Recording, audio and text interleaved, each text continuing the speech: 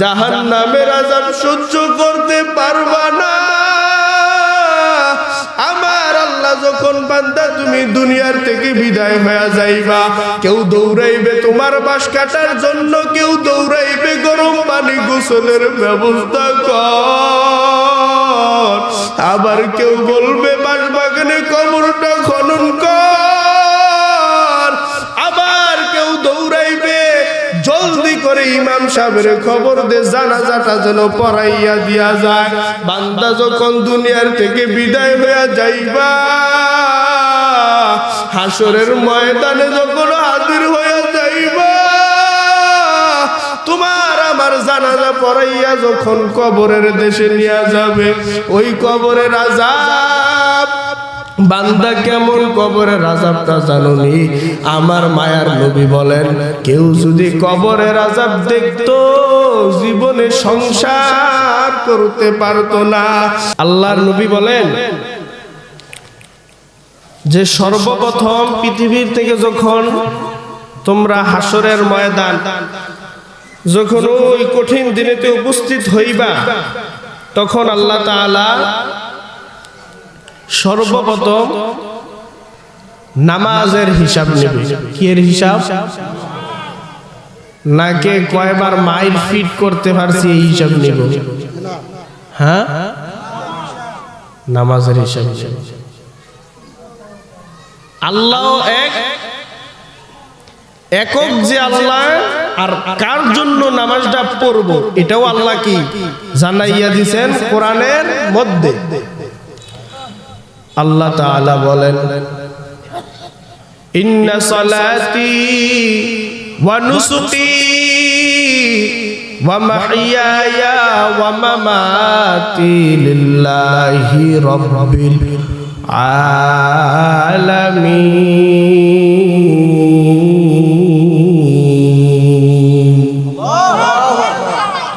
আল্লাহ কোরআনের মধ্যে বলেন, বান্দা নামাজ পড়বা কার জন্য জানো? নামাজ পড়বা কার জন্য জানোনি? ইন্না সালাতি, নিশ্চয় আমার নামাজ, ওয়া নুসুকি, আমার ত্যাগ করা কুরবানি, ওয়া মাহইয়ায়া ওয়া মামাতি লিল্লাহি রাব্বিল আলামিন। কার জন্য? বান্দা নামাজ পড়বা, নামাজ আমার আল্লাহর জন্য রে ভাই।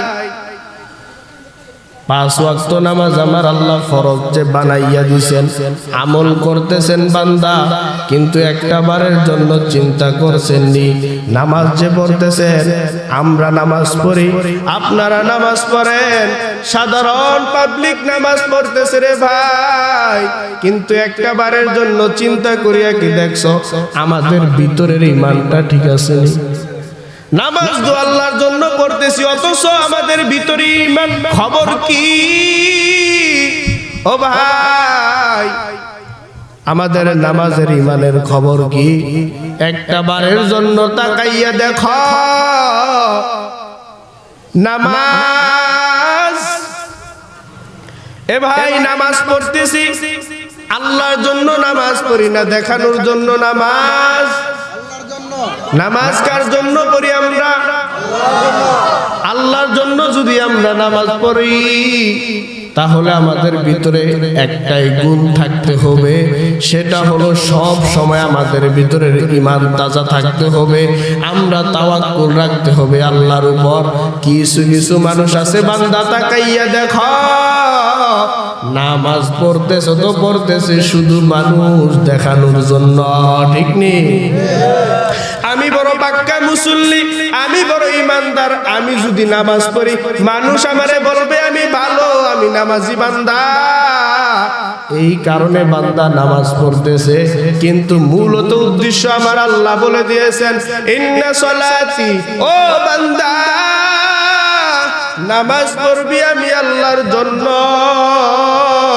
বান্দা যদি ঠিক মতন নামাজ আদায় করতে পারো, এর যুবক ভাই ভালো করে শুনিয়া নাও, আজকে দুনিয়ার পথে দৌড়াইতেছ, অথচ আমার মায়ার নবী কি বলেন হাদিসের মধ্যে, ক্বালান নাবিয়্যু সাল্লাল্লাহু আলাইহি ওয়া আলিহি ওয়া সাল্লাম, তারাকতু ফীকুম আমরাইন লান তাদিল্লু মা তামাসসাকতুম বিহিমা কিতাবাল্লাহি ওয়া সুন্নাত রাসূলি। আমার নবী হাদিসের মধ্যে জানাইয়া দেয়, ওরে যুবক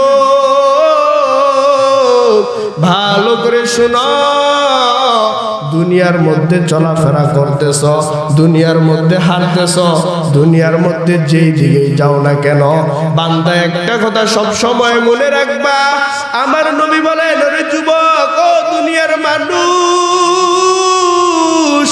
একটা জিনিস ভালো করে শোনো, আমার নবী বলেন, দুনিয়ার মধ্যে চলতেছ, দুইটা জিনিস যদি আঁকড়াইয়া ধরতে পারো, বান্দা কখনো লাঞ্ছিত হবে না, কখনো পথভ্রষ্ট হবে না। কারণ আমার নবী বলেন, ক্বালান নাবিয়্যু সাল্লাল্লাহু আলাইহি ওয়া আলিহি ওয়া সাল্লাম, তারাকতু ফীকুম আমরাইন লান তাদিল্লু মা তামাসসাকতুম বিহিমা কিতাবাল্লাহি ওয়া সুন্নাত রাসূলি। কিতাবাল্লাহি ওয়া সুন্নাত রাসূলি, আল্লাহ নবী বলেন, দুইটা জিনিস আঁকড়াইয়া যদি ধরতে পারো রে যুবক, এক নম্বরে হলো কোরআন, দুই নম্বরে আমি নবীজির সুন্নাত। ধরা যাইবনি? কোরআনের মধ্যে নামাজের কথা আছে না নাই? ঠিক মতো নামাজ পড়া যায়নি, পড়িনি আমরা নামাজ। আমার আল্লাহ নামাজের কথা বলেন, ওরে বান্দা নামাজ যে পড়বারে যুবক, কারোর দেখানোর জন্য নামাজ পড়িও না, একটা ইয়াকিন, একটা বিশ্বাস তোমার মধ্যে ঢুকাও যে আমার আল্লাহ আমার দুনিয়াতে ইবাদতের জন্য পাঠাইছেন। কারণ আমার আল্লাহ বলেন, ওয়া মা খালাকতুল জিন্না ওয়াল ইনসা ইল্লা লিয়াবুদুন। আমার আল্লাহ বলে, রে দুনিয়ার মানুষ,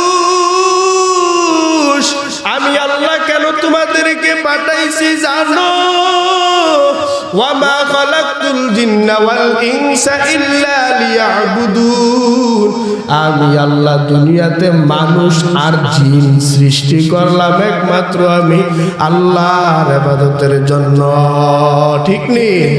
মগুন সুসুতি নামাজে পাঞ্জাগানা ফাওয়াইলুল লিল মুসাল্লিন আল্লাযিনা মুমিনারা ইনামাজে এমদাদে দা ইস্তাইনু আয়াতে কুরআন খা। নামাজ আসেনি? নামাজ কার জন্য পড়বো ভাই? কথা বলেন, কার জন্য? আল্লাহ যে আমাদেরকে নামাজ দিয়েছেন, সুন্দর এক ভাষায় আমরা নামাজ পড়তেছি রে ভাই। ওরে বান্দা, জীবনের মরণের কথাটা একটু ভাবো, ঈমান নিয়ে চিন্তা করো। কারণ নবী বলেন, ক্বালান নাবিয়্যু সাল্লাল্লাহু আলাইহি ওয়া আলিহি ওয়া সাল্লাম, আখলিস দীনাকা ইয়াকফিকাল আমালুল কলিল। আমার নবী বলেন, বান্দা অল্প আমল করো, তবে নিজের ঈমানটারে খাঁটি করিয়া যদি অল্প আমল করতে পারো, নাজাতের জন্য তোমার যথেষ্ট হইবে রে ভাই। এক আল্লাহর বান্দা জালেম মহিলা, এক ইমানদার আল্লাহর বান্দি, আল্লাহর বান্দি তার ছোট্ট শিশু বাচ্চাটারে এক জালেমের দরবারে যখন হাজির হয়ে গেল, জালেম বাচ্চা ডাক দিয়া কয়, রে ও মহিলা, তুমি নাকি বড় ইমানদার পাক্কাওয়ালা, তোমার ইমানটা নাকি বড় মজবুত, মজবুত? বলে হ্যাঁ, আমার ইমান বড় মজবুত। মহিলাটারে ডাক দিয়া জালেম বলতেছে, ও মহিলা, ভালো করে শুনিয়া নাও, তোমার ইমান মজবুত। আমি আজকে বলিয়া দেই, এই রাষ্ট্রের মধ্যে আমি হইলাম একজন বাদশাহ, তবে তুমি যদি আমার কদমে সেজদা না দাও, তোমার যেই ছোট্ট শিশু বাচ্চাটা আছে, এই শিশু বাচ্চাটারে অগ্নিকণ্ঠ আগুনের মধ্যে আমি ফেলে দেব। জালেম বাচ্চা যখন ওই মহিলাটারে হুমকি দিতেছে, মহিলাটা চোখের পানি সারি দিয়া কান্না করতেছে। এরে জালেম, ভালো করিয়া শুনো, যতই হুমকি আমার দাও, কাম হবে না, কোনো লাভ নাই। কারণ আমার আল্লাহর ঈমান, আমার তাওয়াক্কাল আমি আল্লাহর উপর করতেছি। তুমি আজকে বলো, যদি আমার গর্দানটা কাটিয়া দাও, এরপরও আমি আল্লাহর কদমে সেজদা দিছি, ভিন্ন কোনো কারো কদমে সেজদা দেব না। কেমন ইমান মজবুত একটা নারী! জালেম বাচ্চা ডাক দিয়া কয়, ও মহিলা, তুমি বলতেছো আমার কদমে সেজদা দিবা না? বলে না। ওরে জালেম, তোর কদমে তো সেজদা দেওয়াই যাবে না। যদি আমার গর্দানটা কাটিয়া দাও, তোমার কদমে সেজদা দেওয়া যাবে না। জালেম বাচ্চা রাগান্বিত মেজাজ নিয়ে বলতেছে, ও আমার প্রহরীর দলেরা, ভালো করিয়া আগুনের কুণ্ডুলি সাজাও, আর আগুনের কুণ্ডুলির মধ্যে এই মহিলার বাচ্চাটাকে, দুধের বাচ্চাটাকে আগুনের মধ্যে ফেলে দাও। মহিলা এই কথা শুনিয়া চোখের পানি সারিয়া আল্লাহর দরবারে কান্না করে আর কইরে, মালিক, তোমার ইমানটার ধরতে গিয়া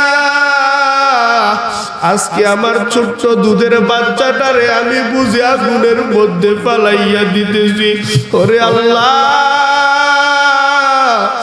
আমার এই ছোট্ট বাচ্চাটারে বুঝি তুমি হেফাজত করবা না? মহিলাটা চোখের পানি সারি দিয়ে মাওলার দরবারে কান্নায় বিভোর। এবার যখন প্রহরীরা ধরিয়া মহিলার দুধের কোলের বাচ্চাটারে যখন অগ্নিকণ্ঠ আগুনের মধ্যে ফেলে দিল, মহিলাটা বলে, রে জালেম, মনে করছো আমি নারী, আমার ইমান দুর্বল না? আমি নারী হতে পারি, আমার ইমানটা দুর্বল হতে পারে না। ওরে জালেম, আমার বাচ্চাটারে তুই আগুনে পুড়িয়া ফেল, এরপর আমি আমার আল্লাহর কদমে সেজদা দিছি, ভিন্ন কোনো কারো কদমে আমি আল্লাহর সারা সেজদা দেব না। কি ইমান মহিলার! ও ভাই, ভালো করে শুনেন। আর আজকে আমাদেরকে টাকার লোভ দেখাইলে আমরা দৌড়াই। বান্দা, চক্ষু দুইটা বন্ধ করি, একটু চিন্তা করো, তোমার আমার ডানে বামে কেউ নাই। এরে বান্দা, কখন জানি মরণের ডাক আসিয়া পড়ে। এ বান্দা, একটু চিন্তা করিয়া দেখো, হাসরের ময়দানে জবাব দিতে পারবানি? আমার আল্লাহ যেই দিন কাঠ করায় তোমার দাঁড় করাইয়া ফেলবে, ওই কঠিন মুসিবতের বেলা বান্দা, হাসরের ময়দানের ডাক যখন ভয়ঙ্কর আওয়াজ, কঠিন এক হুঙ্কার আমার আল্লাহ জানাইয়া দিবে, রে যুবক, ভালো করে শোনো, জাহান্নামের আযাব সহ্য করার মতন শক্তি নাই বান্দা, কারোই নাই। জাহান্নামের আযাব সহ্য করার শক্তি তোমার আমার নাই। এরে বান্দা, চোখ দুইটা বন্ধ করো, একটু মালিকের কাছে ধ্যান করো। তুমি আমি কেমন জানি জাহান্নামের আসামি হয়ে গেছি। বান্দা, তোমার আর আমার ইমানের দিকে তাকাইলে কি মনে হয়? সাহাবায়ে কেরামের ইমান, যে আবু বকর সাহাবায়ে কেরাম থেকে একজন সত্যবাদী সিদ্দিক টাইটেল যে আবু বকরকে দেওয়া হলো, আবু বকর জান্নাতের টিকেট হাতের মধ্যে রেডি। এরপরও আবু বকর সারা জিন্দেগি কান্না কান্না কান্না। আবু বকরের চোখের পানি, হযরত আলীর চোখের মধ্যে পানি, ওসমানের চোখের মধ্যে পানি, বান্দা ওমরের চোখের মধ্যে পানি। আর আজকে আমরা কি এক জিন্দেগি নিয়ে ঘুরতেছি। এরে যুবক ভাই, একটা নজর দিয়া তাকাও, জাহান্নামের আযাব সহ্য করতে পারবা না। আমার আল্লাহ যখন বান্দা তুমি দুনিয়ার থেকে বিদায় হয়ে যাইবা, কেউ দৌড়াইবে তোমার বাঁশ কাটার জন্য, কেউ দৌড়াইবে গরম পানি গোসলের ব্যবস্থা কর, আবার কেউ বলবে বাঁশ বাগানে কবরটা খনন কর, আবার কেউ দৌড়াইবে জলদি করে ইমাম সাহেবের খবর দে জানাজাটা যেন পড়াইয়া দিয়া যায়। বান্দা যখন দুনিয়ার থেকে বিদায় হইয়া যাইবা, হাসরের ময়দানে যখন হাজির হইয়া যাইবা, তোমার আমার জানাজা পড়াইয়া যখন কবরের দেশে নিয়ে যাবে, ওই কবরের আযাব বান্দা কেমন কবরের আযাবটা জানোনি? আমার মায়ার নবী বলেন, কেউ যদি কবরের আযাব দেখতো জীবনে সংসার করতে পারতো না। এরে গোলাম ভালো করিয়া শুনো, ওই জাহান্নামের আযাব বড় ভয়ানক। হাসরের ময়দানে যখন জাহান্নামের ভয়ে হাসরের ময়দানটা থরথর করে কেঁপে উঠবে, মায়ার নবী রাহমাতুল লিল আলামিন সিজদায় পড়িয়া কান্না করবে, রে মালিক এই জাহান্নামকে তুমি ফিরাও, আমার একটা উম্মত যেন জাহান্নামে না যায় রে আল্লাহ। আমার একটা উম্মত যদি জাহান্নামে যায়, আমি নবী হইয়া তোমার জান্নাতে যাব না। ওরে আল্লাহ, এই জাহান্নামকে তুমি ফিরাও। জাহান্নাম যখন দৌড়াইয়া সামনে আসতে থাকবে, এরে বান্দা হাসরের ময়দানের কথাটা একটু চিন্তা করো। সূর্যটা যখন মাথার এক বিঘ্ন উপরে চলে আসবে, ওইদিকে বান্দা সূর্যের তাপে জমিনটা হয়ে যাইবে তামার। ওরে বান্দা বেঈমান নাফরমান গুনাহগারের মাথার মগজগুলো টকবক করে বাতের মারের মতন উঠতে থাকবে। আরে বান্দা সহ্য করতে পারবা না। ও ভাই, পা দুটো গাইয়া দে, তোর পায়ে ধরে বলিয়া যায়, বান্দা নামাজ ছাড়িও না, বেপরদায় চলিও না, গুনার আড্ডায় যাইও না। আরে যুবক, আজকে তোমার মতন কত যুবক বান্দা গাড়ির অ্যাক্সিডেন্টে মরে যায়। বান্দা এমন একটা দিন নাই কোনো গাড়ির লাশের খবর নাই। বান্দা যেই দিকেই যাইতো সেই দিকেই তো মরণের খবর। বান্দা সহ্য করতে পারবো ওই কবরের আযাব? যদি সহ্য করতে পারো গুনাহ নিয়ে যাইও, আর যদি ওই কবরের আযাব সহ্য করতে না পারো, কবরের তিনটা প্রশ্নের জবাব যদি দিতে না পারো বান্দা, কবরের প্রথম রাত এক নাম্বার, তোমার যখন কবরের প্রথম রাতে তোমাকে ফেরেশতারা প্রশ্ন করবে, বান্দা তিনটা প্রশ্ন করবে। এক নাম্বারে রবের পরিচয় দাও, দুই নাম্বারে ধর্মের পরিচয় দাও, তিন নাম্বারে রাহমাতুল লিল আলামিনের পরিচয় দাও। বান্দা যদি তোমার কপালটা ভালো হয়, পরিচয় দিয়া দিতে পারবা রে ভাই, তিনটা প্রশ্নের জবাব তুমি সহজে দিয়া দিতে পারবা। আর আমার আল্লাহ বলবে, রে ফেরেশতার দল, আমার প্রিয় বান্দাটার জন্য জান্নাতের দরজাটা খুলিয়া দে। আর যদি বান্দা কপাল খারাপ হয়, আমার আল্লাহ বলবে, রে কবরের মাটি, এই বেঈমান নাফরমানের দুই পার্শ্ব থেকে এমন জোরে চাপ দাও, চাপের কারণে পাথরের হাড় চুরমার হয়ে যাবে। আমার নবী বলেন, বান্দা আমার নবী দুই হাতের আঙ্গুল এইভাবে ঢুকাইয়া দেখাই দিতেছে রে ফেরেশতা। ওরে সাহাবায়ে কেরাম ভালো করে শুনিয়া নাও, আমার মায়ার নবী এইভাবে হাতগুলো আঙ্গুলগুলো ঢুকাইয়া দেখাই দিতেছে, কবরের মধ্যে যদি গুনাহ নিয়ে যাও, দুই পাশের মাটি এমন ভাবে চাপ দিবে, পাথরের হাড়গুলো এই পাশ থেকে অন্য পাশে ঢুকে যাইবে। বান্দা জাহান্নামের আযাব সহ্য করতে পারবা না। আল্লাহর কাছে এক ফোঁটা চোখের পানি ছেড়ে কান্না করো আর বলার দয়ার মালিক, জীবনে বহু অন্যায় করেছি রে আল্লাহ, আর জীবনে গুনাহের পথে যাব না। আপনি মেহেরবানি করে আপনি আমাদের সকলকে মাফ করিয়া দেন। ওরে বান্দা, এক ফোঁটা চোখের পানি ছেড়ে যদি মাওলার দরবারে কান্না করতে পারো, নবী বলেন কেউ যদি জাহান্নামের ভয়ে এক ফোঁটা চোখের পানি জমিনে সারিয়া দেয়, ওই চোখের পানির বরকতে আমার আল্লাহ তোমার জিন্দেগির সব গুনাহগুলো মাফ করিয়া দিবে।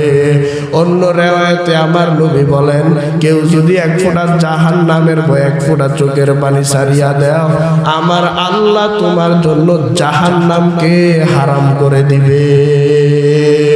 আল্লাহ আল্লাহ মিকুনাত শামসু কমার, আল্লাহ আল্লাহ মিকুনাত শাজরু হাজার, নদামত রা ইমামে খশগরে দা, হামা ওয়াক্ত ইক্তিদা কুন বাদিলু যা।